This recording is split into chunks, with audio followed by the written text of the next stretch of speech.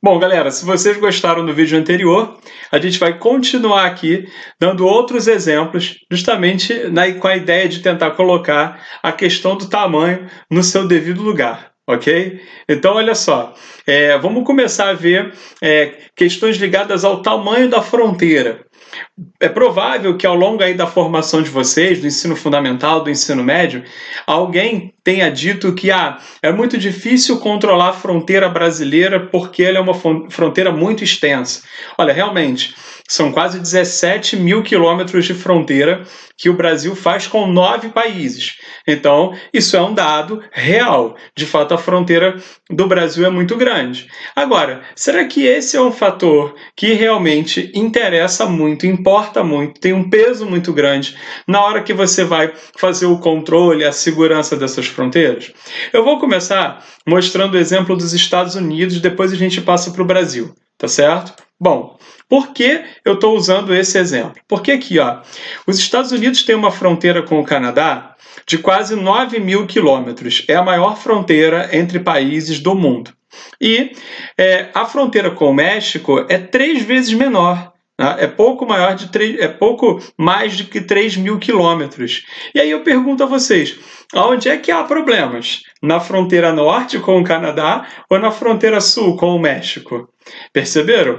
Se o tamanho da fronteira fosse determinante para a questão da segurança, por exemplo, para a questão do controle, vocês não tenham dúvidas que aqui seria muito mais difícil de controlar. No entanto, o que nós temos é isso aqui, Enquanto a fronteira dos Estados Unidos com o Canadá ela é praticamente livre, ela é simbólica, como faixas pintadas na rua, e pórticos com as duas bandeiras aqui, fazendo meio que uma celebração, tá certo? Dessas fronteiras.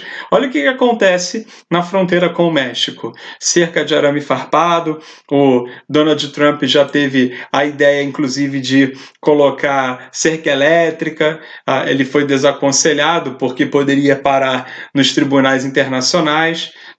Voltando lá para o slide, esse muro aqui mostra, por exemplo, as cruzes com os nomes simbolizando as pessoas que tentaram atravessar a fronteira para o outro lado.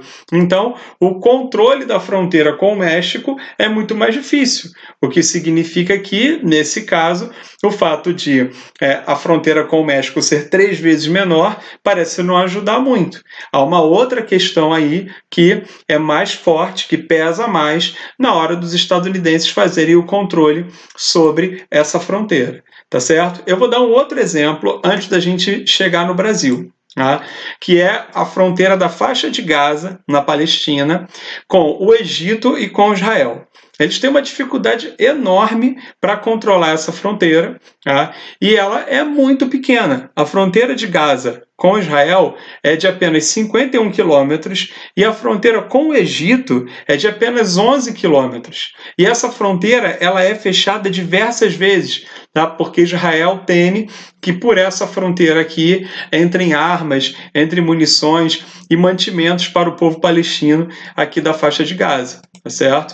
O tamanho dessa fronteira, olha lá, é minúsculo. Aqui nessa bolinha aqui, o Egito está embaixo, Israel, e aqui é faixa de Gaza. Gaza é o nome da principal cidade dessa região, tá certo? E a fronteira tem apenas 11 quilômetros, mas é extremamente difícil de ser controlada. Perceberam mais esse exemplo? Agora vamos para o Brasil? Olha só, vou colocar aqui o mapinha que vocês conhecem. Na verdade, esse mapa é o mapa da América do Sul, beleza? Todo mundo já deve ter visto. E nós temos a fronteira enorme, como eu disse, de quase 17 mil quilômetros, ok? A fronteira do Brasil com os outros países sul-americanos, tá aí. E os nossos vizinhos são Uruguai, Argentina, Paraguai, Bolívia, Peru, Colômbia, Venezuela, Guiana Inglesa, Suriname e Guiana Francesa. Tá certo? São 9 países. São países muito simpáticos, são países muito interessantes do ponto de vista histórico, turístico. Recomendo demais a viagem a todos eles. Agora, são países que têm problemas sociais, problemas econômicos, às vezes mais graves do que a gente. Então, isso acaba se transformando, muitas vezes, em uma grande dificuldade para o controle da fronteira. não é isso? E aí eu queria propor uma brincadeira com vocês. Imaginem só se nós substituíssemos os nossos vizinhos. Ó, se a gente colocasse aqui a Suécia no lugar do Uruguai, a Dinamarca no lugar da Argentina, a Finlândia no lugar do Paraguai, maldades aí, né?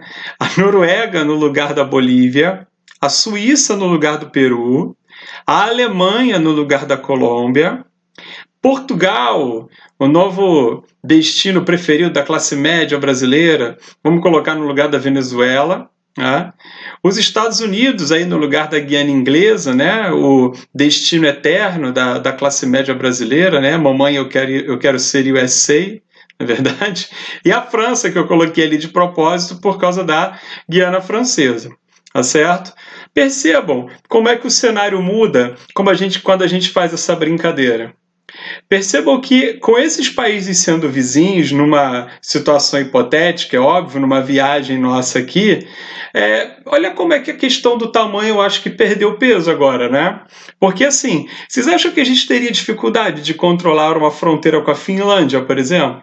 Eu acho que é o contrário, né? Eles é que teriam extrema dificuldade de conter os brasileiros que estariam tentando passar para lá. Não é isso? Na fronteira ao norte, que eu propus aqui, idem, né? A galera tentando ir para Portugal, a galera tentando ir para os Estados Unidos. Imagine o que Donald Trump não faria nessa fronteira mais ao norte, para tentar evitar que os brasileiros chegassem até lá.